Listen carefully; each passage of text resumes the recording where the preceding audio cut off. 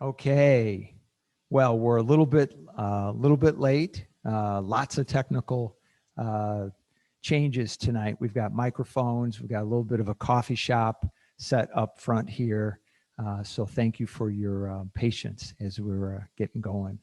Um, so yeah, tonight we're going to talk about pro-choice arguments, understanding and discussing.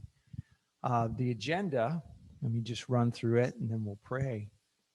After prayer, we always like to define the problem, right? Why are we here? What are we trying to learn about so we can overcome? So let's talk about that. Then Emma and I are going to do a role play. Maybe not so much a role play. I mean, almost kind of like the real thing. I'll explain it in a second. Then we'll have time for group discussion around what we've done. We'll talk about resources and then relevance at the end, right? Why is this important for us to know? What did we learn? Sort of thing. Okay. So let's start with prayer.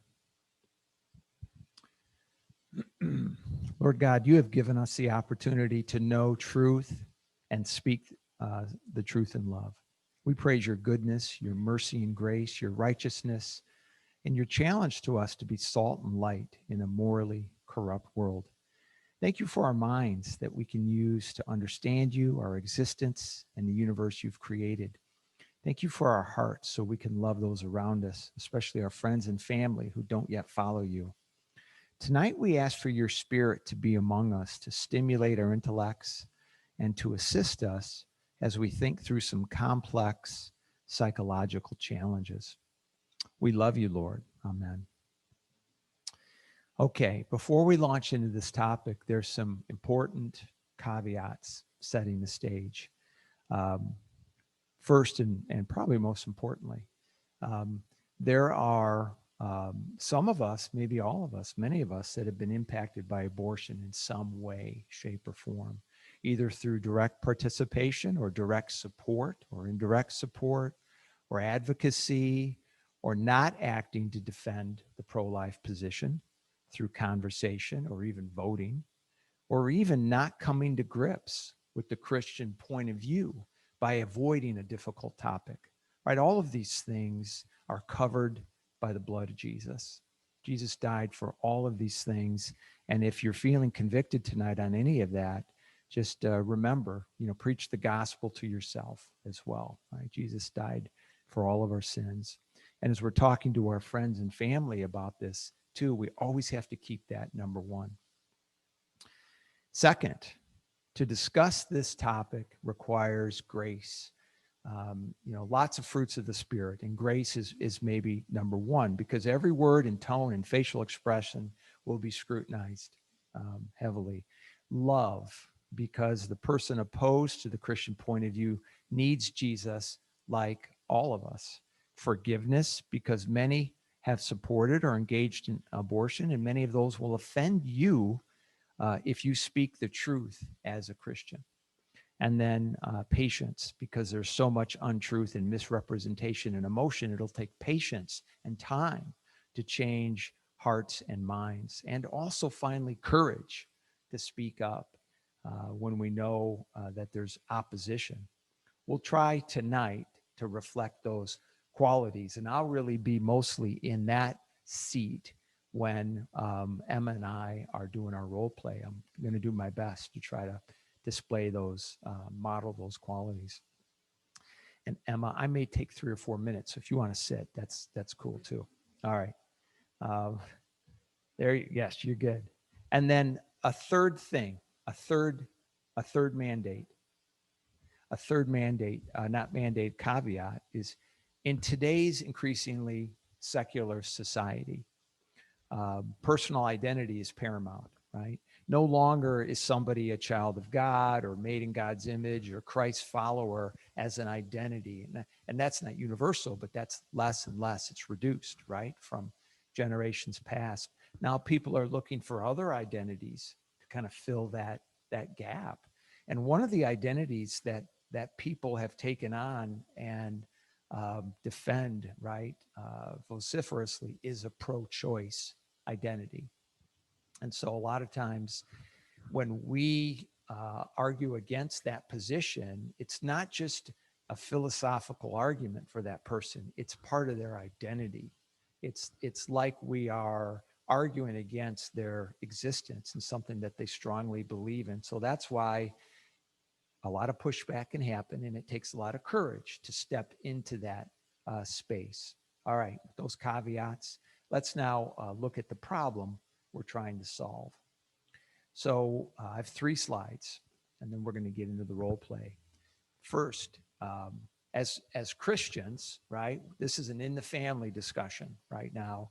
Um, we understand certain things about this topic, and if we need any discussion right now on any of these, let's have it. Right? God made humans in His image. I don't think we have any disagreement there. God abhors infant sacrifice.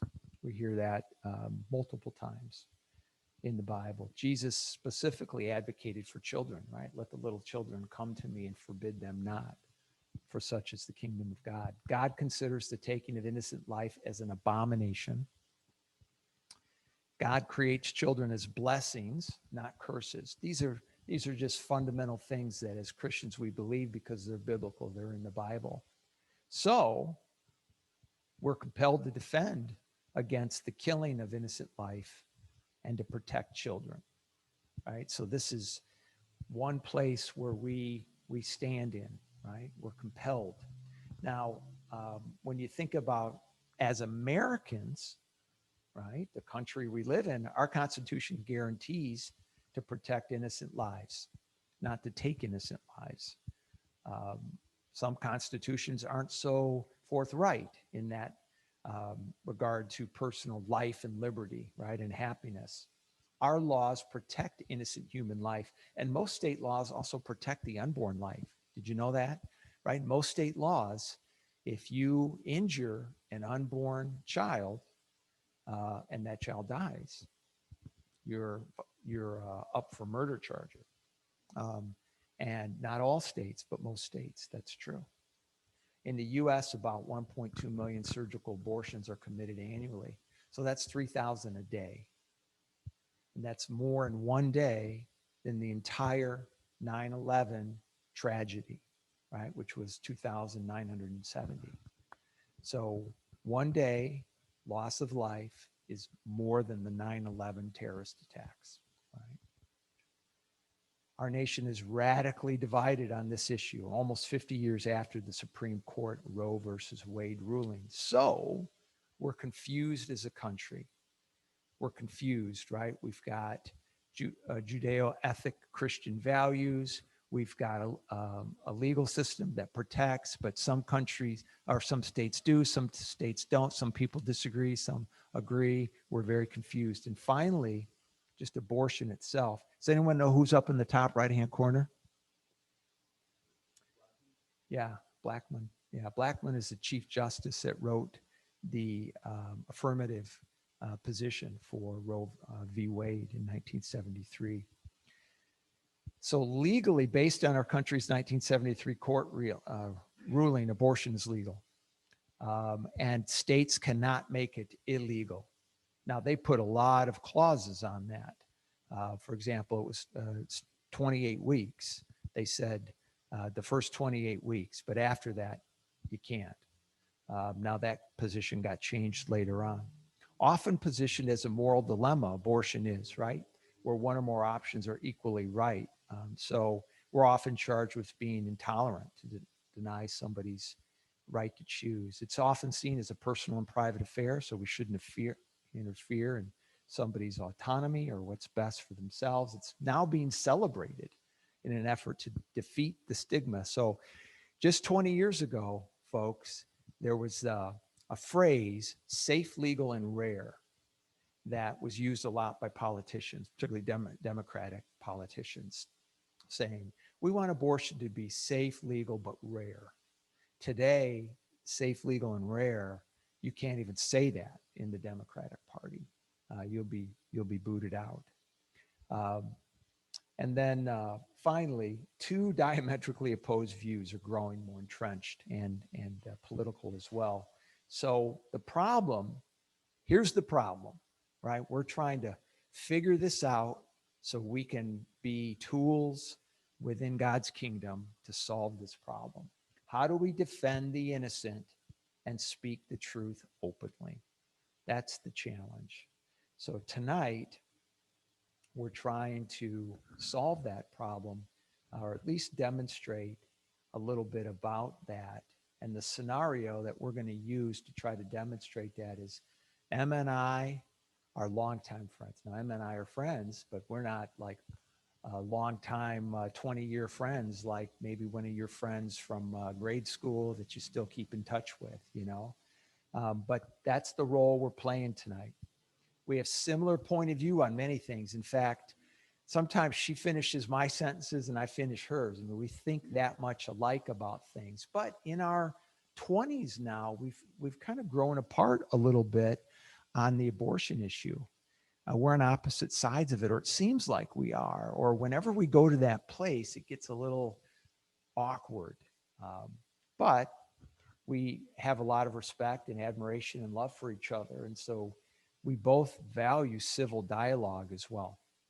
And we think too many people have lost that value of civil dialogue. So we said to each other, let's sit down, let's, go to the coffee shop, and we're going to have two discussions. The first one is tonight. The second one is some date in the future. And tonight, in both discussions, we're going to give our argument, and the other person's going to listen and ask questions and try to understand. All right. It's not a debate. And tonight, Emma's going to go first with the pro-choice argument. And we're hoping at the very least we'll understand each other better, and maybe we'll find agreement somewhere. She's probably hoping she changes my mind a little bit or a lot. Maybe I'm hoping I change her mind by the end of these discussions. But we certainly want to hold on to our friendship, along the way. So now, just as a little backstory here, Emma and I have not rehearsed this. Okay. We thought it would be more natural and organic to, let it flow. Now, we had one discussion about likely, a list of about 8 or 10 pro-choice arguments, just in bullet point fashion. So at least we kind of knew the territory we were going to be in.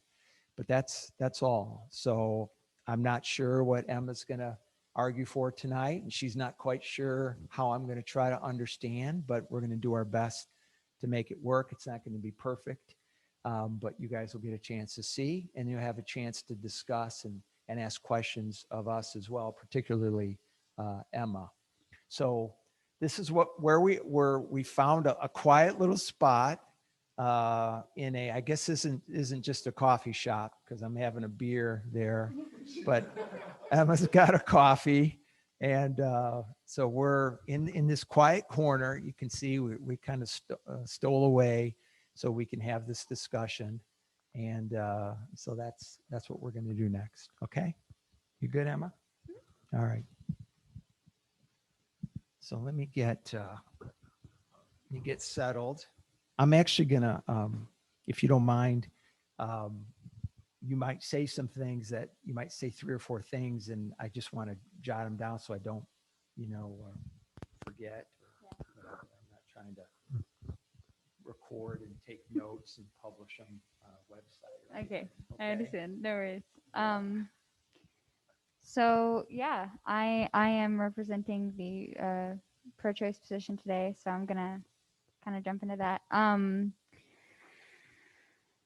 I think that first of all, this is a complicated issue, and we all know that it's not an easy thing to discuss. But I would say my biggest reasoning for being on the pro-choice side of things is that the government should not regulate this kind of moral decision.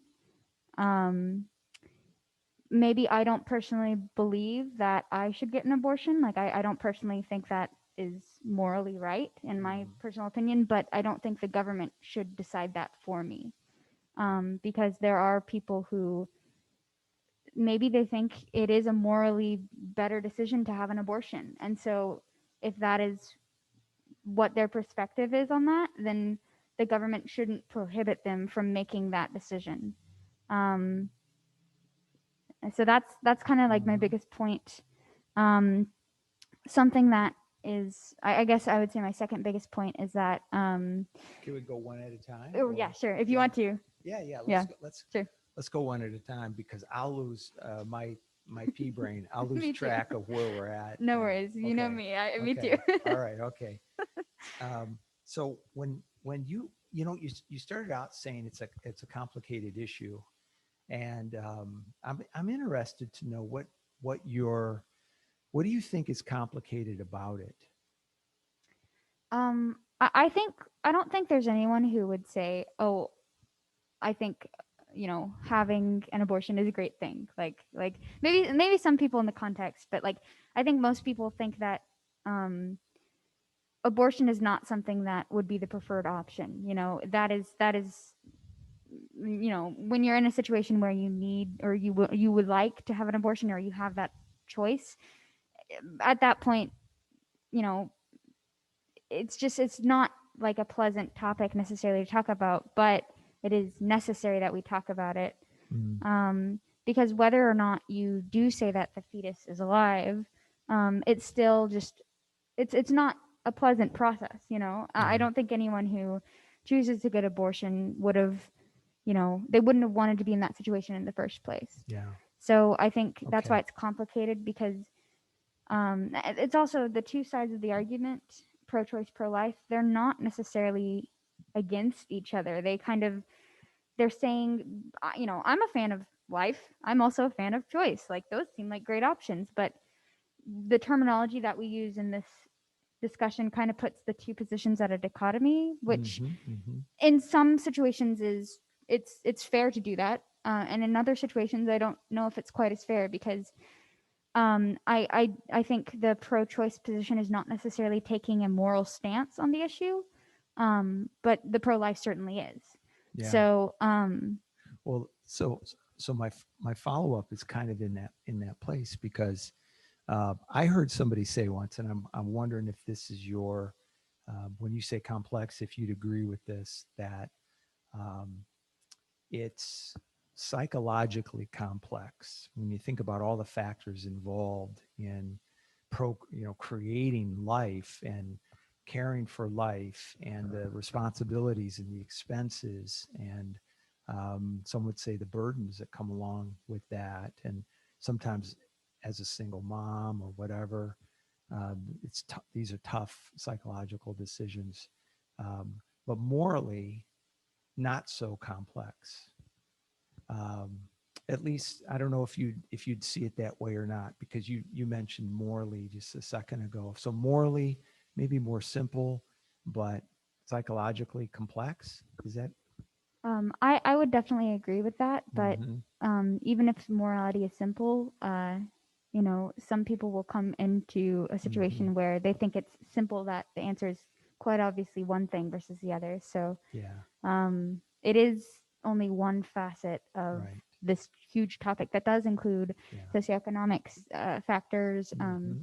I think abortion is much more than just abortion. Like I think the issue stems from the beginning to sexual education and contraceptives and Mm-hmm. um, the how people just our culture and society views that Yeah. type of thing. Yeah. And then on the other hand, the adoption and foster care system. I think that many people who are either pro-life or pro-choice, if either of those two on the front end or the back end, if those were different or better or changed in some way, I'm almost certain that there would be people who change their mind on this Mm-hmm. issue.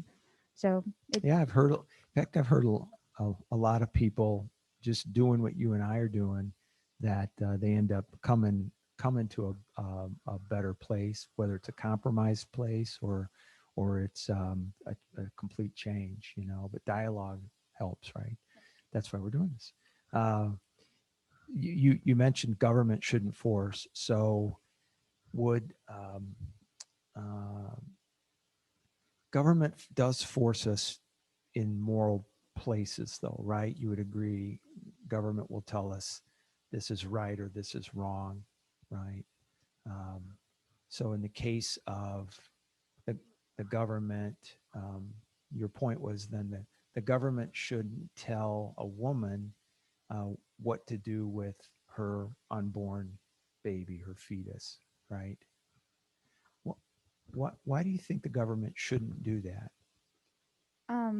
This is also maybe a deeper question Yeah. because some people, like many people, disagree on what the role of the government really is. Mm-hmm.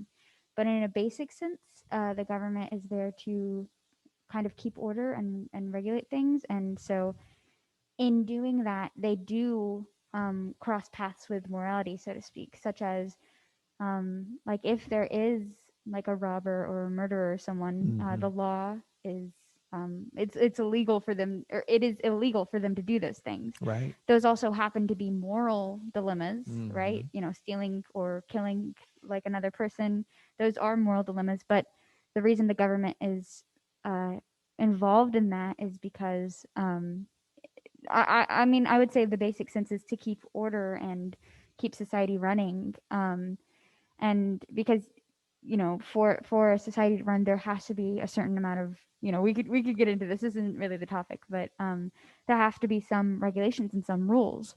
But you don't Um, think that there ought to be a regulation against abortion? um, no, Yeah. because there are other issues in our society that, while they might be moral from some Mm-hmm. people's perspective, um, the government doesn't necessarily need to regulate those in order to continue to keep order and Yeah. allow like the people who live in the country to live Yeah. life, liberty, and the pursuit of happiness. Do you think the government should be involved in stopping one person from harming another person, physically harming? I mean, in some cases, yes. In other cases, maybe it's not a governmental issue, such as if there is a child being bullied at school, that is not a good thing, especially if they're being beaten up or some other physical harm is coming to them. Yeah. But that's not necessarily an issue that the government needs to be involved in. Maybe that is a issue that the schools system would need to be involved in. Mm-hmm. Yeah. So, Um, like the say a police department or legal system, um, if that person being bullied was actually, let's say they had their arm broken or they got bruises, they should be able to maybe take some action. You would agree? yeah, if the situation was bad enough that the school's authority was not able to cover that, Mm-hmm. and then you also get into the issue that, I mean, if a kid comes home with a broken arm or bruised up because of some bullies at school, the parents will need to be involved. And so Yeah. at that point, it's involving things outside of the school's jurisdiction. So, yeah. Yeah. Yeah. So should to get closer to the middle of the issue, should a mom be able to hurt her children, her 2-year-old? I mean, I would say no. Yeah, right. That's Okay. child abuse. Yeah. No, right. But you feel like the government wouldn't be able to stop her from hurting her unborn child that's not born yet. I think the difference between those is typically if a parent is abusing their child, the child is not necessarily like the issue with abortion is that the fetus Mm. cannot survive on its own outside of the mother. And so, Mm-hmm. well, in a similar way, children are dependent on their parents. A child could hypothetically and actually be removed from the parent's house, and to put in a safer, better situation for them. So, on one hand, the abusive parent to their child in school, Mm-hmm. they should be stopped. That shouldn't be allowed. But the parent is not harming the child out of need or out of one even might say self defense, or um, the situation is not where the parent is harming the child because they have to or anything like that. It is because, for any reason that a parent might abuse their child. Maybe it is an economic reason. Maybe it is um, that's not good. But to bring it around, like the reason why I think it's different with an unborn child is that um, the child, like the fetus cannot survive outside of the mother. So the mother, um, for as long as the fetus is, she's carrying the unborn baby, uh, it is putting her life at risk in some way. And not only is it maybe having the potential to be dangerous to her physical life, but Hmm. it will also affect her maybe her ability to work, her ability to be respected in a social sense, because a lot of pregnancies in this way might maybe it occurs while the Hmm. mother is younger, and so she is stigmatized at school or in her environment, or maybe she needs support from her parents and they have refused to give it to her. So um, harming the fetus and aborting it, I think could in some cases be seen as self-defense or be seen as um, a necessity, or maybe the most responsible situation, or the most responsible thing to do in that situation. Hmm. Would would would you agree that maybe a 6-year-old uh, born baby, or a 6-month baby is still dependent on mom. Mom could choose to maybe defend herself against that dependency in that way too, right? And granted, to your point, somebody could step in, but easily, if she decides not to feed the 6-month old for 3 days, it's probably going to die. I mean, absolutely. Yeah. And at that point, I still think that would be wrong in that situation. But Hmm. Yeah. with an unborn baby, there's not like a conscious decision to continue to Yeah. feed the child or grow the child. It's something that a woman's body will do automatically. Hmm. Um, so you can't really neglect the child without also neglecting her. She can't neglect the child without actually neglecting herself, because like by either self-inflicting injury or starving herself, Hmm. or I mean, I would even bring drinking alcohol while Hmm. pregnant, or smoking. Yeah. Yeah. Doing Those drugs or are those are whatever. decisions that a pregnant woman can make, that it harms her as, but harms the infant. So Hmm. um it again, it's kind of a different situation where if you are harming that child, you're also harming yourself, versus when the baby has already been born, just harming the child does not physically harm yourself. Hmm. Got it. Got it. So you said that you were going to a second reason. What was that, Emma? The second I mean, these are all related, Yeah. but the second biggest reason is um, right to life does not necessarily overpower right to bodily autonomy.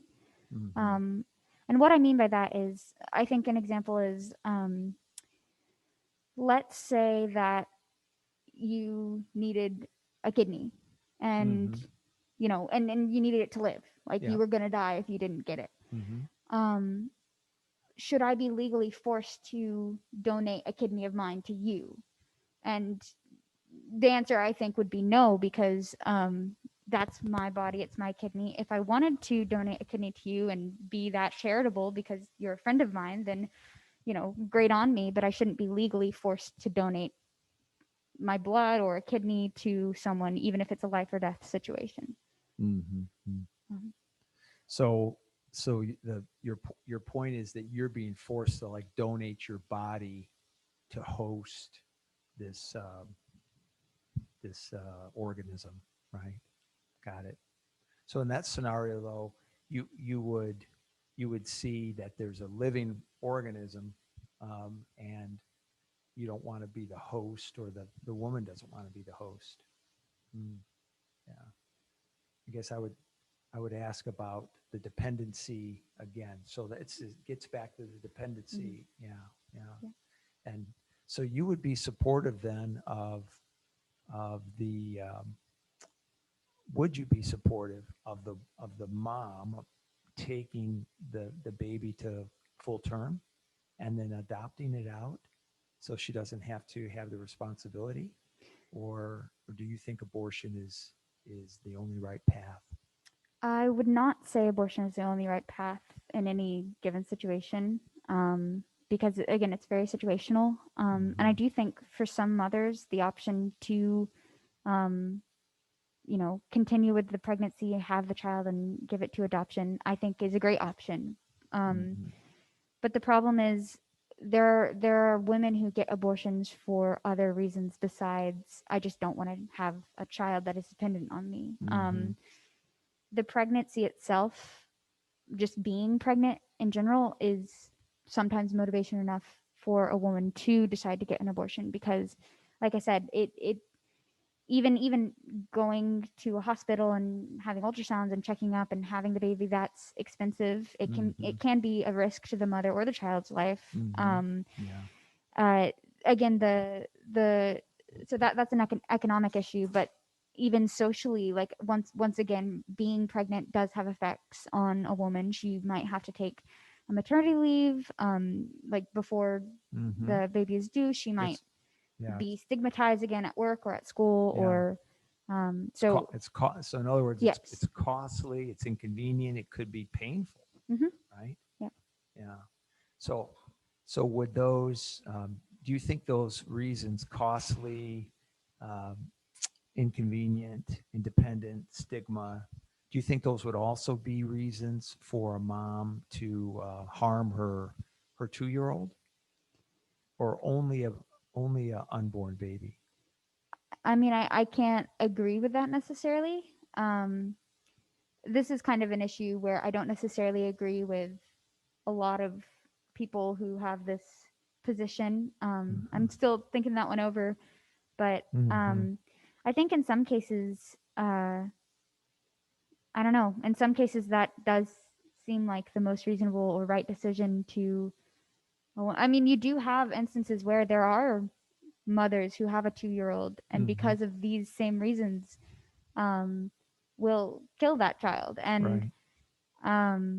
I think this is an issue, or this specific point, or this direction that we've gone to, is something that I'm still wrapping my head around, so to speak. Mm-hmm. Sure. I think I suppose the biggest kind of argument is these, like, just because it's not necessarily life or death situation, you can't really know the lasting effects that having, like, being pregnant might have Mm-hmm. on a person's life. Yeah.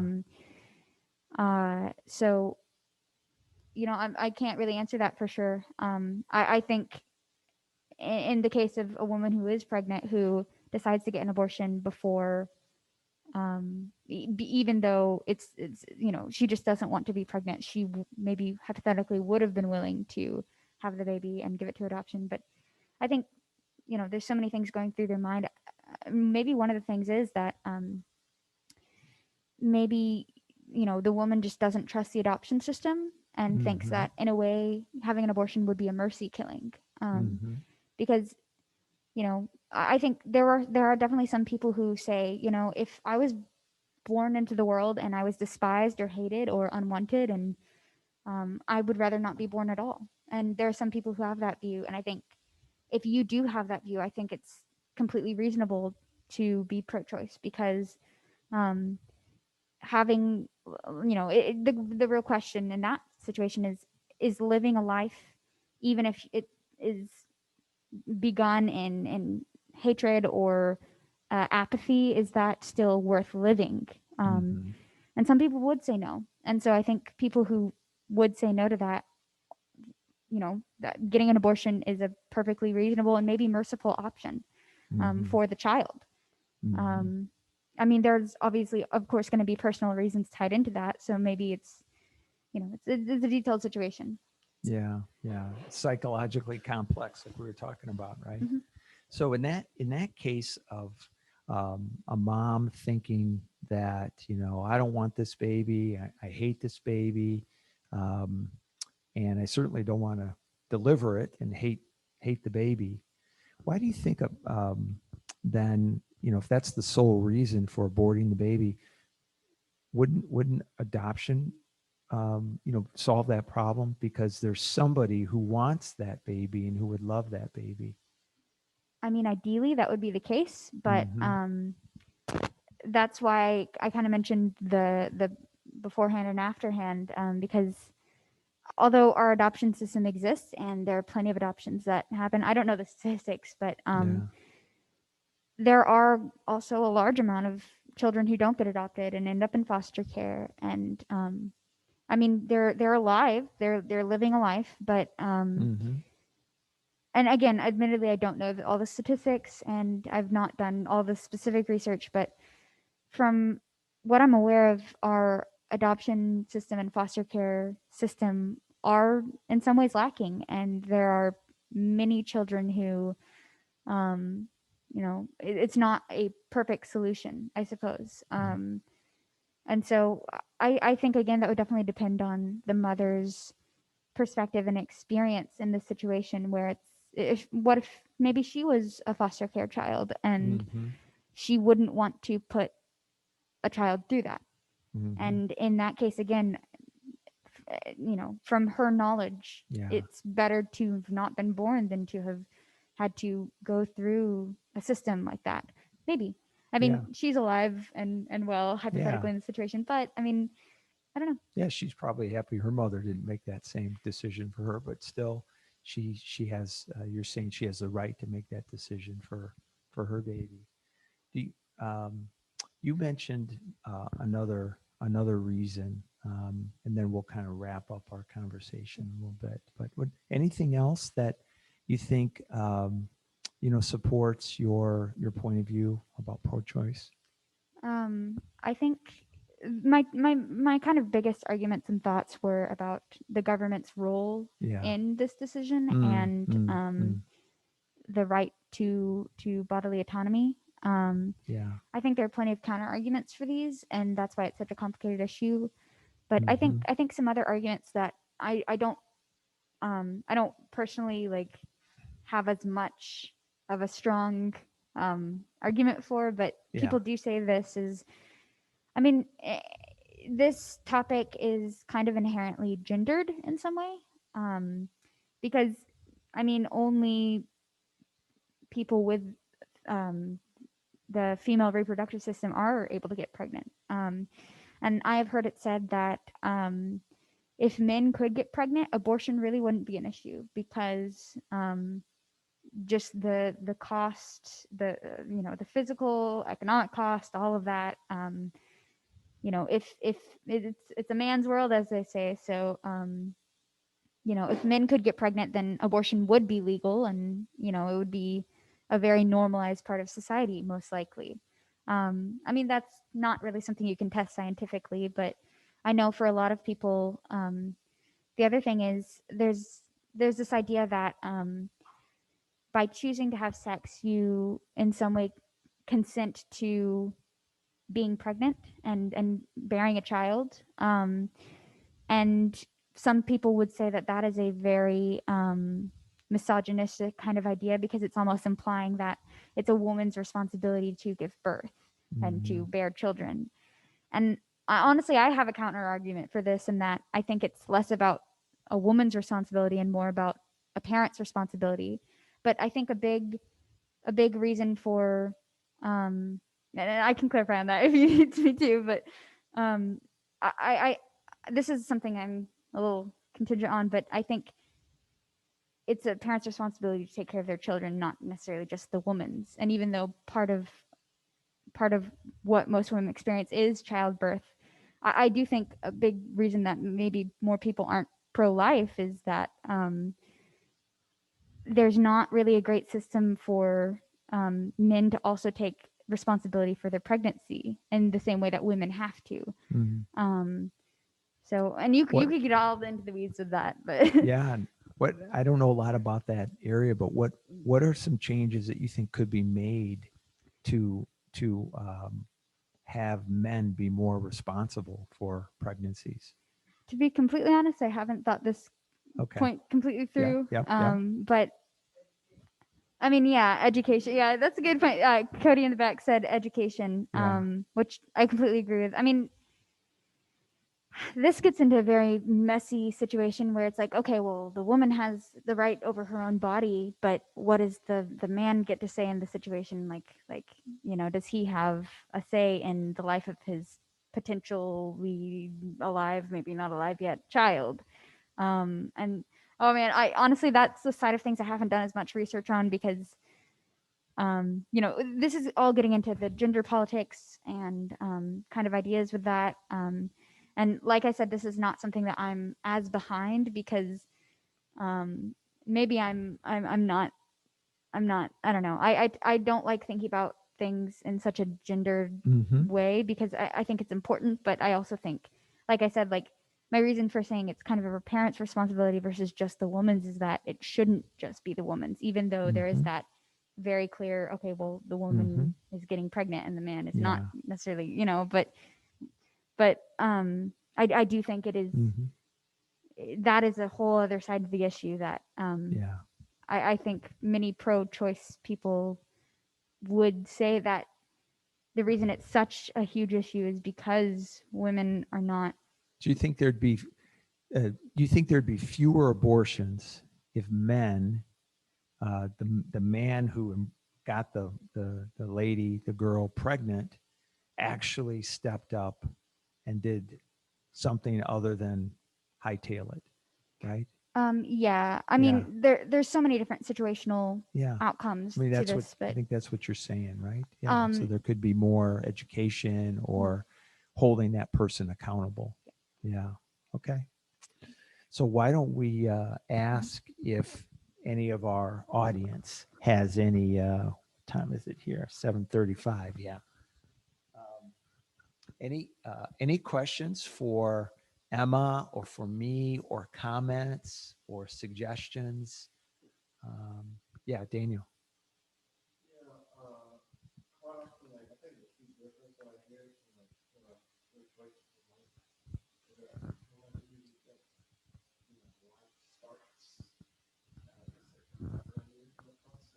Mm-hmm.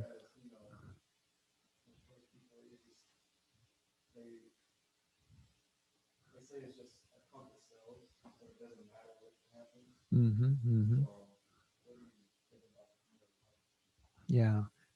So let me repeat his question, and then you go, and then I'll go. So what Daniel asked, or his comment was that a key difference between pro-life and pro-choice is when does life begin? And pro-life would have the beginning of life be earlier than what a pro-choice person would, right? Yeah. In fact, in some cases, a pro-choice person would say life doesn't begin until the baby comes out of the uterus, right? So 9 months, 9.5 months, something like that. In fact, New York just passed a law. But what would you, are you responding as a pro choice person? yes, yeah, Okay. I'm still picking Stay up in the character then. Okay. yes. Um, I think that yes, there are a lot of people who will say, the fetus is not technically alive or not a human life until X point. Um, I think. I mean, firstly, I mean, most people would start either at conception at the earliest or at birth at the latest. And I think the issue is that so many of these qualifiers are either vague or predictable enough, but not quite predictable. Like, for instance, brain activity, a heartbeat, when limbs start to grow.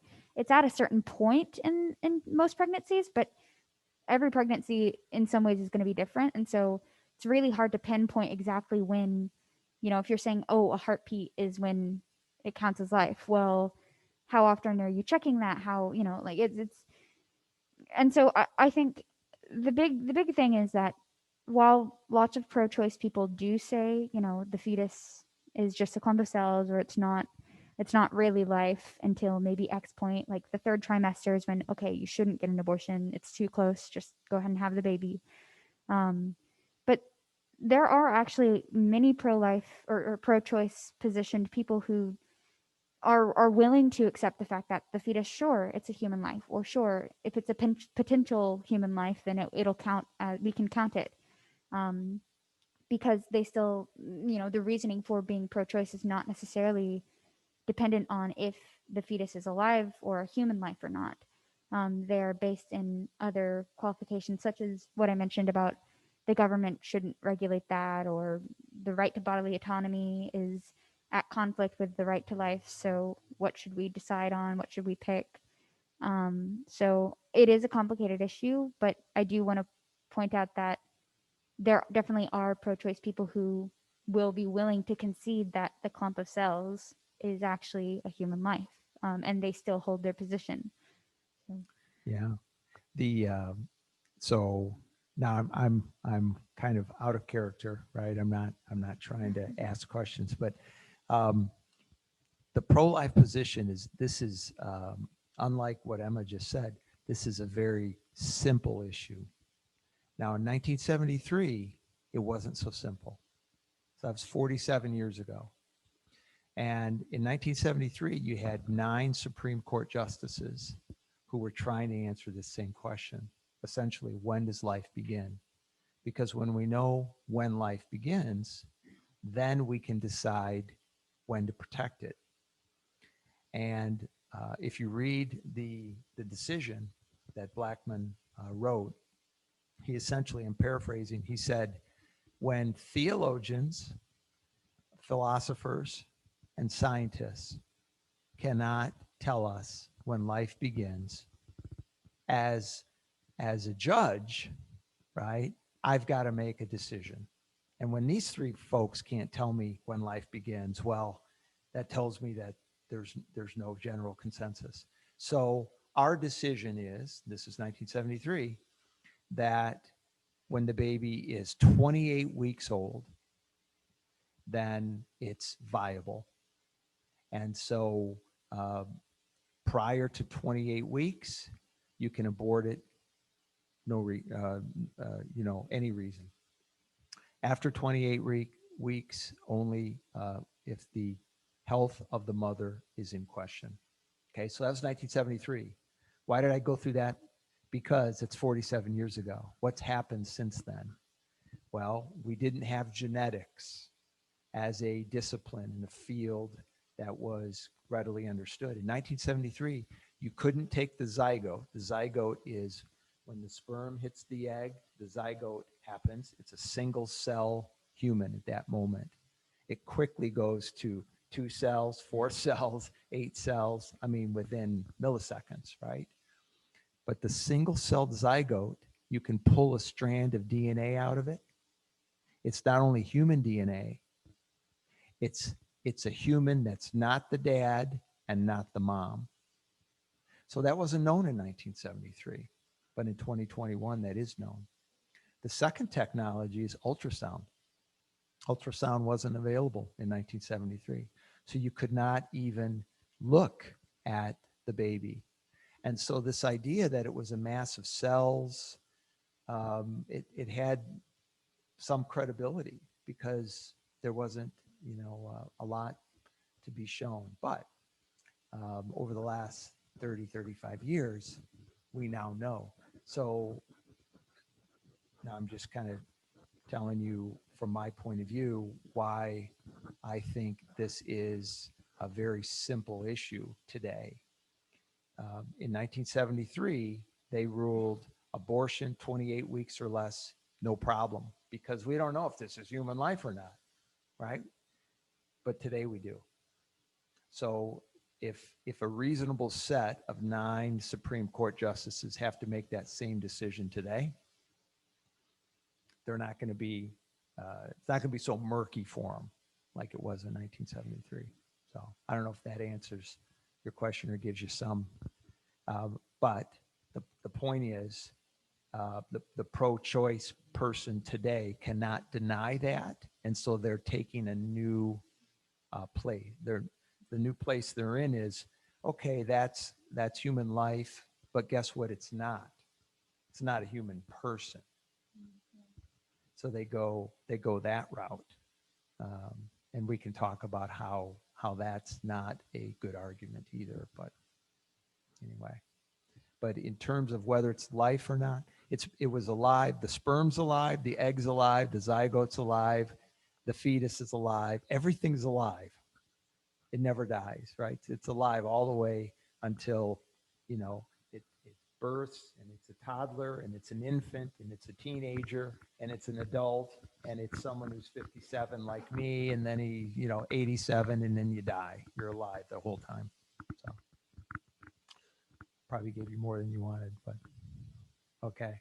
Any other questions, thoughts, comments about the issue? Caleb.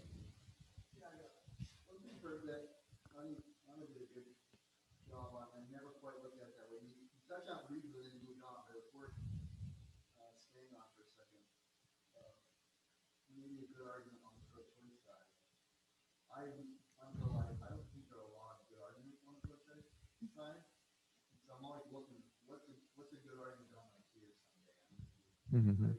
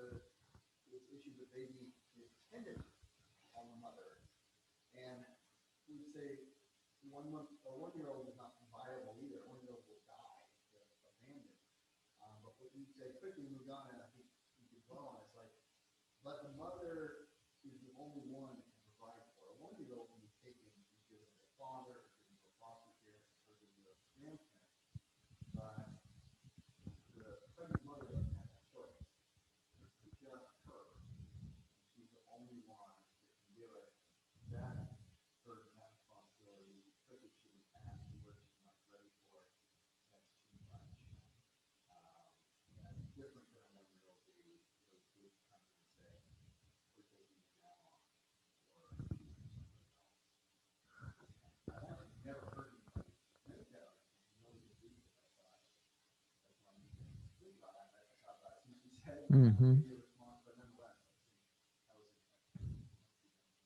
Mm-hmm. Yeah. Yeah. Cody.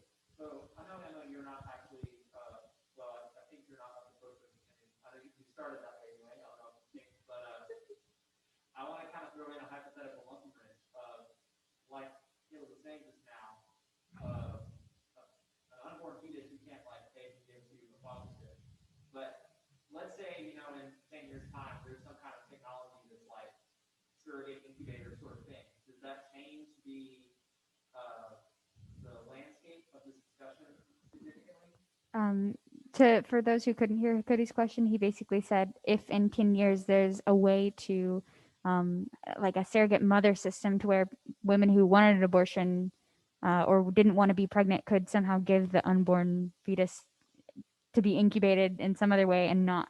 And to answer that question, I think yes, it completely changes the situation because for the mother, um, the pregnant woman, her biggest dilemma is, I do not want to be pregnant. And for the pro-life position people, it's, I don't want that unborn baby to die. So I think that's a great compromise. But I think the biggest issue would probably be, most likely this procedure or this solution would be, well, first of all, it'd probably be really like much more expensive than getting an abortion. It would likely be maybe more dangerous than getting an abortion because, I mean, depending on when you get the abortion, it can be actually very like much safer than actually having the child, and I'm assuming much safer than, well, I don't know, it could depend, but i think I think that would be a great solution, but it would also come with complications such as expenses and risks. And, I'm sure there would definitely still be some people who would say, well, abortion should still be legal, because, I mean, then you'd have to get into the legislation of, well, okay, what do you do with that unborn fetus that's being incubated that's going to be a baby? Like, I don't know. I think that would be a great solution. Give the pro-choice unborn children to the pro-life people. Oh, that's great. Okay, yeah, you take care of the baby now. I don't know. I don't know what you think. Yeah, I think that's coming along. right? I mean, a 21-year-old, a 21-week baby is now viable based on technology improvements to care for that baby that maybe had to be delivered early, premature. So it's coming, but initially, right, it'll only be for the most wealthy people, and I think it'll also, though, Cody, be a concession. So for a pro-choice person to accept that, it's a concession that baby has life. It's a human life. It's a human person, has value, should be protected. And so that would be a huge concession, I think, for the pro-life community to say that, pro-choice community, that I have to carry that baby now until 28 weeks, at which point it'll be delivered, and then it's a pound and a half, and then it's on an incubator for the next 4 months. So I could see a lot of resistance to that, but the technology is there probably today. Think about it. I think something else I kind of forgot to touch on is a big reason people advocate for abortion is that, we know abortion exists. It's a thing that, whether you think it's wrong or whether you think it's right or a good option, whatever, it exists. And so another pro-choice argument is that, okay, well, abortion exists, and if we make it illegal, then it's going to be 10 times more dangerous for the mother. It's going to be, I mean, it's illegal. Like, people are still going to get abortions, but it's just going to be much more dangerous. There's going to be higher deaths. There's going to be many more illegal kind of clinics that aren't safe, that are, scamming. So that's another argument that I didn't mention. But I think for a lot of people, that is a solid reason why they're pro-choice, because if we take that option away, death rates are going to rise dramatically. So not only are you going to be losing the potential life, the baby, the fetus, whatever, you're also going to be losing more mothers who wanted to make the decision to abort it. So Yeah. I forgot to mention that earlier. Yeah. The pro-life, two responses to that. One is the logic. If you carry that logic out, you're basically saying then the government, the folks that make the laws that have to be enforced by police and the legal system, right? The government, that they are now in the business of, let's say that Justin wants to kill somebody, but we need to make it convenient for him to kill that person so he's not in danger. That's essentially what you're saying from the pro-life position, right? We shouldn't, stop Justin from killing somebody because if we do, he'll try to find some crazy way to do it, and he could end up killing himself. What? That's the logic of that. But the other thing is, you said dramatically increase, and I just want to call that out. The pro-choice, the word pro-choice was coined by Nathaniel Abramson, I think is his name. He's a doctor that founded NARAW, National Abortion Rights Action League, back in 1975, 74. He's also an abortionist who committed over 60,000 abortions. So about 15 years after he founded NARAW and the ultrasound came about, he now could see a 20-week, a 15-week, a 12-week baby in the womb. And he had never been able to see it before. And yet he's took out 60,000 of them through suction and other cutting means. When he was able to see that, plus some other serious life events, he flipped 180 degrees and became staunchly pro-life. In fact, he put together a video in the 80s called Silent Scream, which is his life journey of going from hardcore pro-choice to being an abortionist doctor starting NARAW. All right, why do I bring that up? Because when Roe versus Wade and the early promotion of pro-choice was out there was this fallacy that he himself made up that there had been up to 50,000 back alley abortions deaths per year when the actual number by the CDC is about 500. So you actually, you did have women who couldn't get a legal abortion, and they would do things, heinous things, like put Clorox inside of themselves or Lysol or use sewing pins.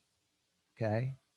And they would end up infecting themselves, rupturing their uteruses. In some cases, they die. Now, that was about 500 women a year.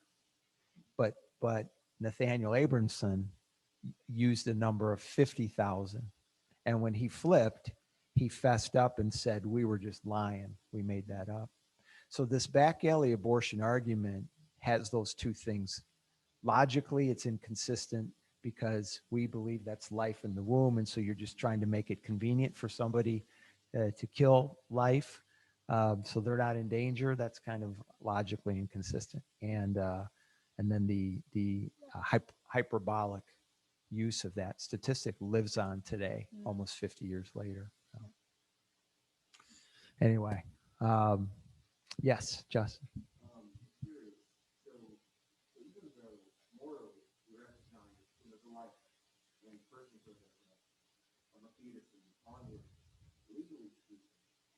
Since like social security numbers and like legal purposes, it was described as the birth, take into account that they're pretty much not citizens of anywhere. They're not recognized as human existing in society.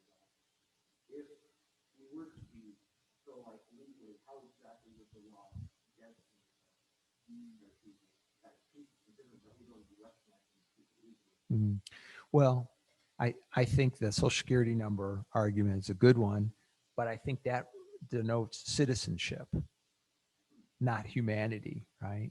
I think the human DNA strand, so we know it's not a frog, it's not a beaver, it's a human, right? That's for 9 months inside the mother. So to me, just logically, you can get to human life very quickly from the zygote stage. Um, but but you're right. We don't recognize that as a citizen until it's born. That's in our Bill of Rights.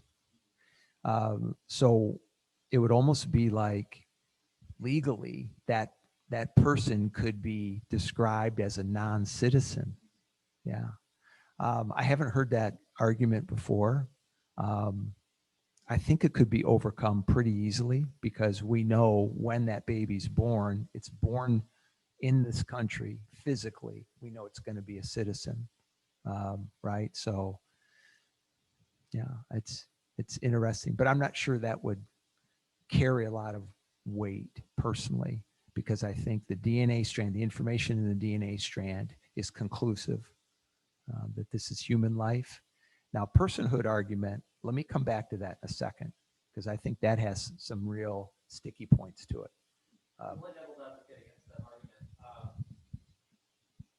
Our laws for violence and or murder, if you're going to take the pro-life choice or pro-life option and apply those there, don't protect only citizens, but all people that are within jurisdiction.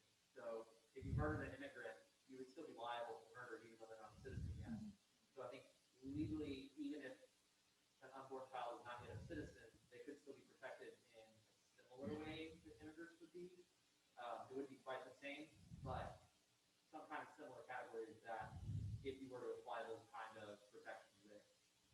Does that make sense? Well, Yeah. and Yeah, you could call it the person like an illegal immigrant or an undocumented immigrant. But there are still, you're right, legal protection. But is that, Justin, is that kind of getting to where you were headed, or were you headed more in the personhood space? Yeah, yeah. Sure, sure. No, I'm with you there. You were going to say something, Emma, and then I'll address the personhood. Yeah, I think there would be some people maybe who would argue that, okay, well, killing the unborn human life is technically not murder so long as abortion is legal, because murder is the unlawful killing of a human, another person. So I think there would be some people who would even have like take issue with saying that abortion is more murder because it's not unlawful killing, it's legal. Which is another point I'd like I hadn't even thought about that yet, but like, Mhm. you know, murder is defined as unlawful killing. So if it's legal to kill, like just because you know, even if an innocent person is on death row, they're going to be killed legally. So it's not murder, even though, I mean, I don't know. So that's another kind of thought, food for thought. Homicide, yeah, Mhm. not Yeah. murder though. You can't say murder. I don't know. Oh really? I forget the definitions. Okay. Oh. Mm. Yeah. The way the personhood argument starts to play out, and maybe we'll end on this. We'll have more time, and I've got just a couple more slides to show you some resources. But the way the personhood argument plays out is, first off, the definition of personhood is literally a life or a death definition, because now we'd be saying human persons deserve protection of their life, but human non-persons don't, right? We're drawing a line. You're human, but you're non-person. So, right? So the definition is hugely important. And then that leads down a slippery path of saying arbitrariness. So the definition of a non-person is super arbitrary. Now, have you heard of a fellow named Peter Singer at Princeton? He would argue that personhood does not exist until, I think, a child is 3. So he advocates that a mother should not be convicted for killing her 2-year-old child. Okay, he advocates, Peter Singer, yeah, he advocates that old people or people that have diseases that are life threatening, at some stage they cross into, even though they're still alive, they cross into non-personhood, and the state should be able to take them. Right, and this is Nazi kind of thinking. So it's very arbitrary. That's the first thing. And who could ever come up with a definition, right? The second thing is, just as a little remembrance, there's an acronym called SLED. Has anyone heard of SLED before? SLED. It's the pro-life response to the personhood argument, because the personhood argument always touches on one of 4 things or all 4 things as proof of non-personhood. The first one is size. They'll say, you know, this is a 2-ounce. And by the way, up here on the stage, I've got embryo models that you can take a look at. You can see, I think the smallest one is maybe 6 weeks, all the way up to maybe 20 weeks. But they'll look at that smallest one and say, this is not a human person. I mean, this is not as big as a peanut, right?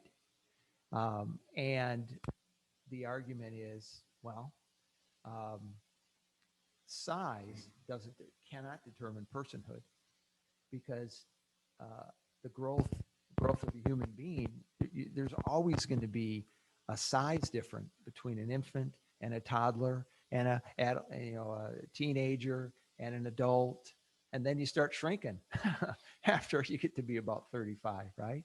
And furthermore, you're always going to find somebody who's bigger or smaller than you in life.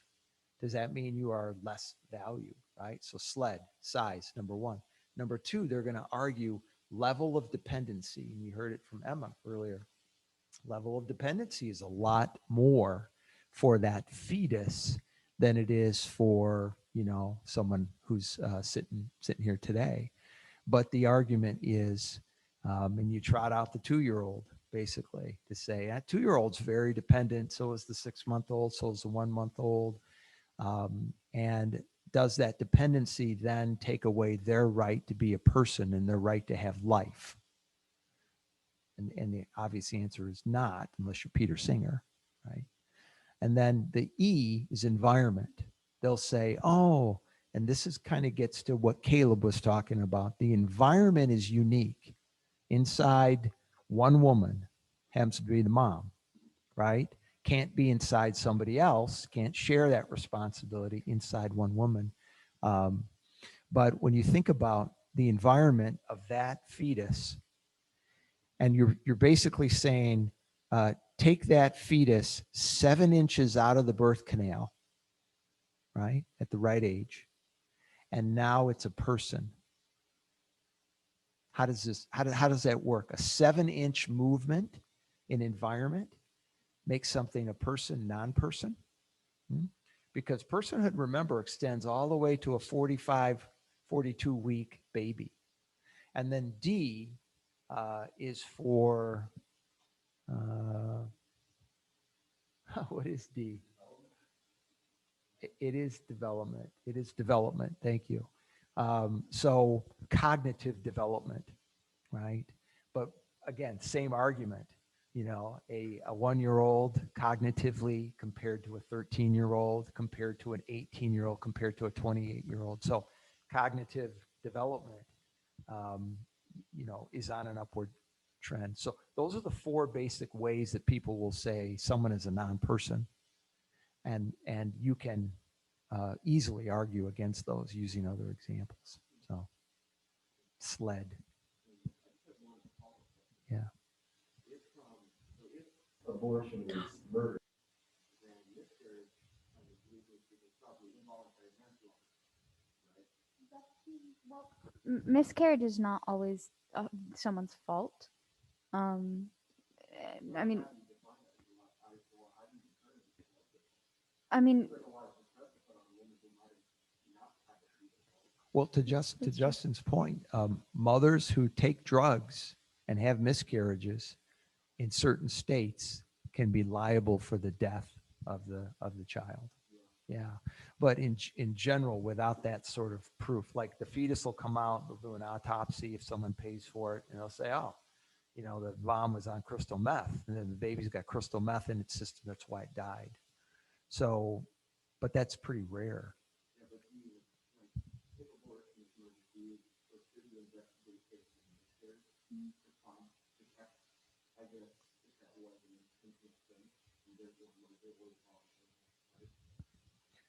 It would, I mean, the pro-life position would be that if there's evidence, like any murder or any harm, if there's evidence that there was harm caused, I think the pro-life position would be, yeah, should be investigated. But I think that the medical community would say very convincingly that miscarriages are a part of the reproductive process. And in fact, my daughter had a miscarriage, you know, less than a year ago. And that's when we found out a little bit more how common they are, that many, I think maybe not half, but I think like 40% of women have miscarriages. Yeah. So that would be not practical or pragmatic.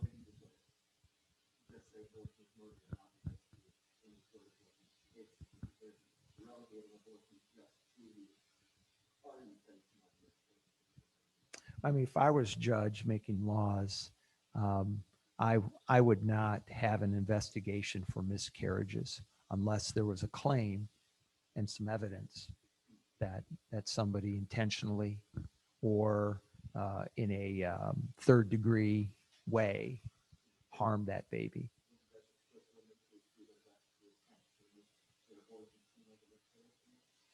Yeah, think about this, Justin.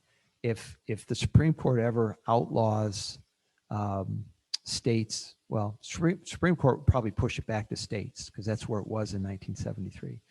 But if a state then said abortion's illegal, but now we have this RU 486 drug out there. So the 1.2 million abortions in the US, those are only surgical abortions.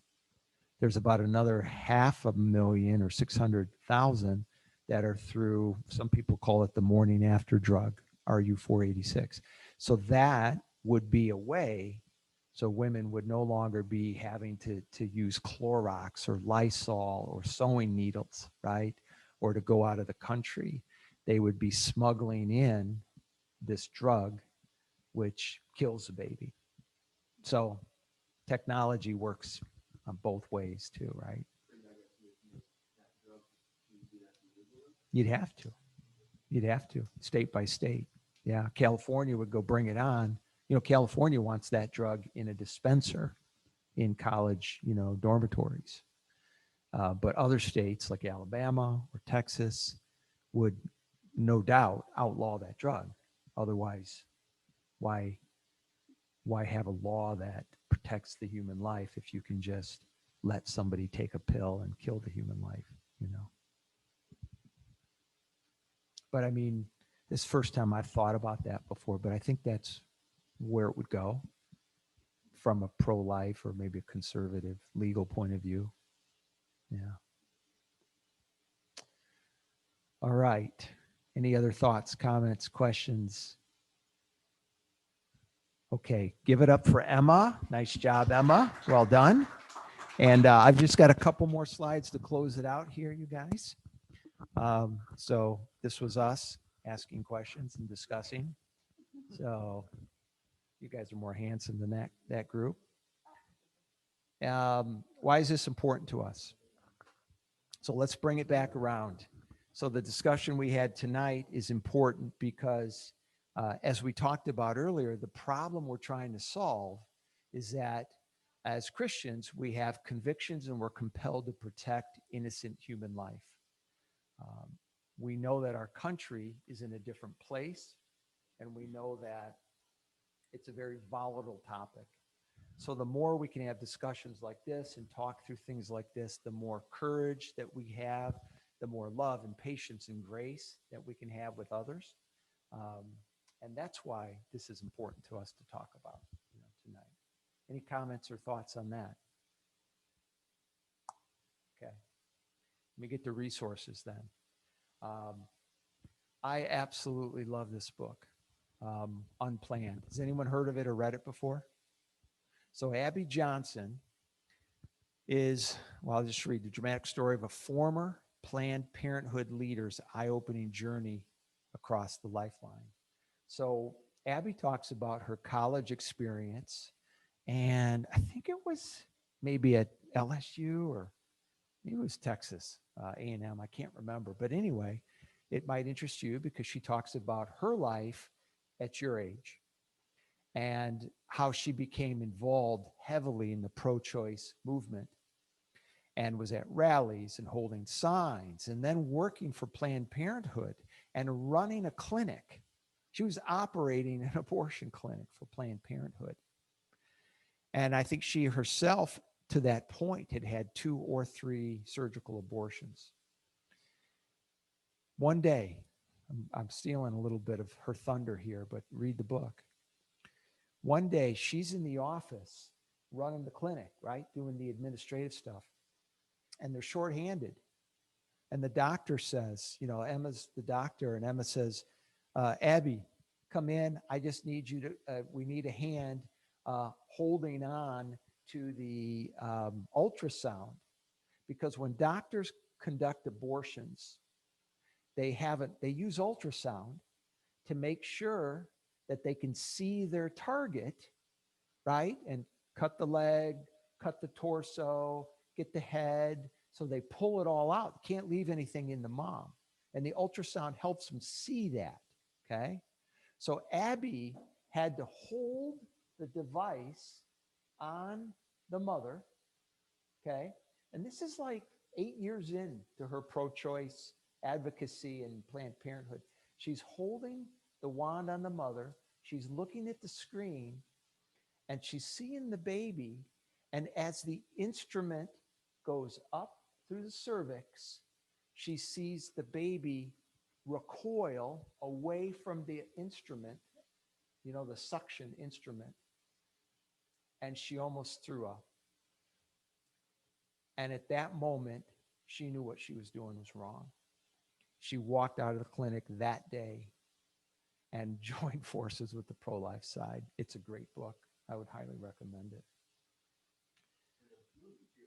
Yes. Yes, exactly. It's a good movie. But read the book. Over on this deck over here, I've got Greg Kokel's book. It's called Precious Unborn Human Persons. And Kokel's from Stand to Reason, founder of Stand to Reason. He's philosophically thinking through the pro-choice arguments. It's a good book. I would recommend it. It's like $5. Um, being logical again, everything we're talking about here, when I say it's a simple moral issue, that's because of logic that gets us there, right? Um, if the zygote is a human being slash person, then there's no justification that passes the logic or sanity test for killing an innocent human life. If the zygote in the fetus is not a human life, go for it. Have as many abortions as you want. That's just logic, right? So using our logic is a good tool as well. Stand to Reason, their site has a lot of information. Crossexamine.org, a lot of information. My wife and I contribute to Live Action. Have you heard of Lila Rose before? When she was a little bit younger than you, 17, 18, that's when she learned about abortion. And her whole career, she's in her early 30s now, has been about getting the word out on what abortion really is. And she's amazing. This is her website. It's got a lot of resource and information. This guy's name is Scott Klusendorf, amazing speaker, teacher. And this will all be in the deck that I send you guys on GroupMe. Also, this site, operationrescue.org, they give a lot of information on abortions, particularly abortions in America, abortion by age group, abortion within the Christian community, which, by the way, is the same as the non-Christian community, okay? Abortion by demographics, including skin color, nationality, etc., urban, rural. And then finally, and I've brought them along here, I've got some pamphlets called Life Before Birth. You're welcome to take one. It's just to the left. And then I've got those little models, Touch of Life. And these are babies all in the first trimester that you can see here. And yeah, the first one's 7 weeks. The baby's facial features are starting to come together. Eyelids are forming, 8 weeks, and I think 9 weeks, and I think 11 weeks, hard to read. But would encourage you to take a look at that as well. Don't take them out or anything. They're real soft, but you can touch them.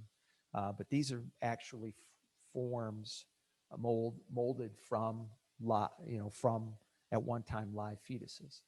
So very interesting to see the information. And the heartbeat bills that are being passed, Ohio just passed one. You can detect a heartbeat at 6 weeks. And that scares the heck out of pro-choice people, because now they know that maybe the woman doesn't even know she's pregnant yet. And there's a heartbeat in the fetus. So, all right. So that's it. There's a ton of other information. There's you can go deep on the legal argument side and justification. You can go deep in a lot of different areas as well. But we'll stop tonight. And thank you for your time and attention. And we're going to have, why don't you just use a microphone and say a prayer for us, Emma? You go right ahead. God, thank you so much for today, for this evening, and for the opportunity to be here and openly discuss topics that, in some cases, can be really just difficult to talk about and have really civilized and respectful conversations about, because they're very emotionally charged and people have many different views. But thank you for allowing us to have ways to talk about these things that are so controversial, and talk about those in really loving and respectful ways. Thank you for giving us a heart to address these topics instead of just ignoring them or trying to avoid them. And thank you for continuing to teach us, not only about the world that we live in, but about the people and their beliefs and the the love that you still have for them, even if we might disagree on things. Thank you just for this opportunity and for the civilized discussion, and for continuing to provide us the facilities and the means and the interest and motivation to keep this club going and to just continue to seek truth for you, and help us to, as the rest of the semester wraps up, to continue to do our best to represent you well and to seek after the truth that you've given to us. In your name, amen. Amen. All right. Thanks, everybody. Thanks, Emma. Okay. All We have right. to stop the We recording. can stop recording now. So snacks in the back if anybody's interested.